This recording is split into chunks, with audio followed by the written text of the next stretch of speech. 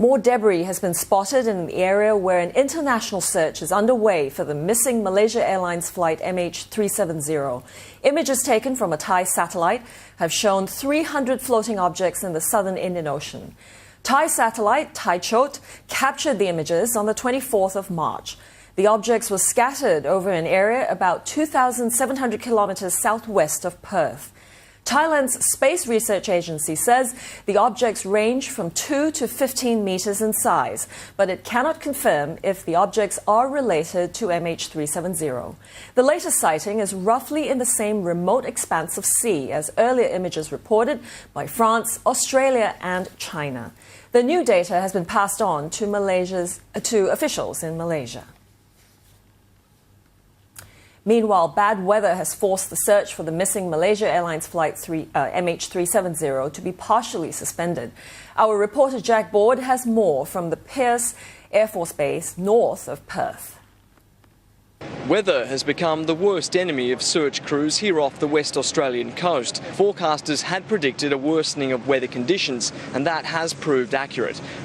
A cold front bringing strong winds, heavy rain and dangerous swells has made it too hazardous for crews to continue. Several planes and vessels were able to scour the 78,000 square kilometre search area, but only for a short time. The focus of authorities' efforts was the potential debris field spotted by a French satellite some 4 days ago.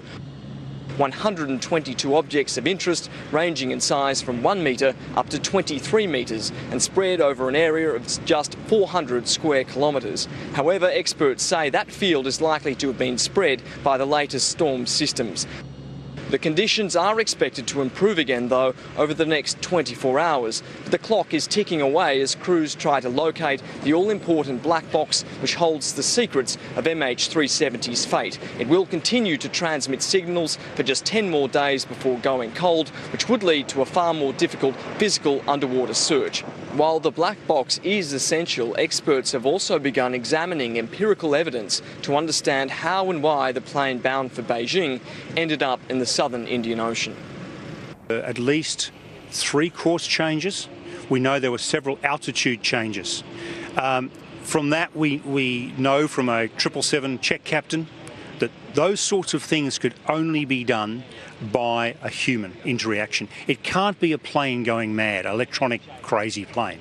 It has to be human, for whatever reason. And then it had to get back to cruising altitude to reach to the southern Indian Ocean because at a lower altitude it can't fly nearly as fast and it wouldn't have made that same distance. The world's best technology is available and search crews are on standby, confident of their mission and dedicated to their commitment to providing concrete answers to this unprecedented aviation mystery. Jack Board, Channel News Asia at the Royal Australian Air Force Base, Perth.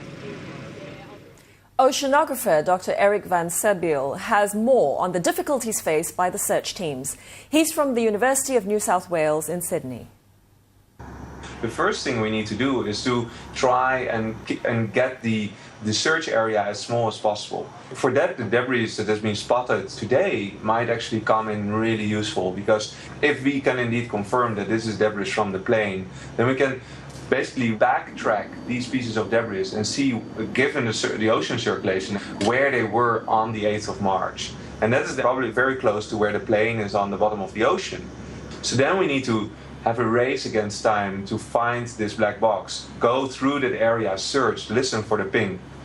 And because we are getting into the season of the harshest storms, of the coldest winds, of the biggest waves, it might be very hard to get this plane out of the water anytime soon. On land, preparations are underway too to help those affected. Many are standing by to offer emotional support to distraught families. A Chinese association in Perth has offered its help to the families of passengers who plan to come to the Western Australian city. The Chungwa Association says it will offer emotional support here to these families. Almost 2/3 of the passengers on board were Chinese nationals.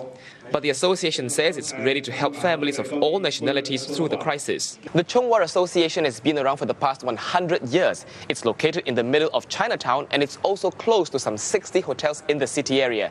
And that's why it's hoping to turn its premises into a communications center for families to come here to seek emotional support or just to make phone calls back home. The association's president, Sammy Yap, says it has about 2,000 memberships. And since news broke of the wreckage spotted in waters off Perth, he's received dozens of calls offering help. For a start, some 100 volunteers are ready to help as soon as plans for the family arrivals are confirmed. Without having been through an experience like that, it's difficult for us to pinpoint what areas they need help in. When they get here and if we come up to them face to face, then we will find out more about what else we can do for them. The association says because its members understand the Chinese language and culture, it can better help the families, especially those from China. We are better able to assist them understand what they really want, because when you go through a translator, often things can get lost in translation, as you know. So I think by doing that, by giving them that sort of support, then it will allow them to grieve properly. The association has been in touch with various parties involved in coordinating family arrivals. They include the state government and Perth Airport. Leong Wai Kit, Channel News Asia, Perth, Australia.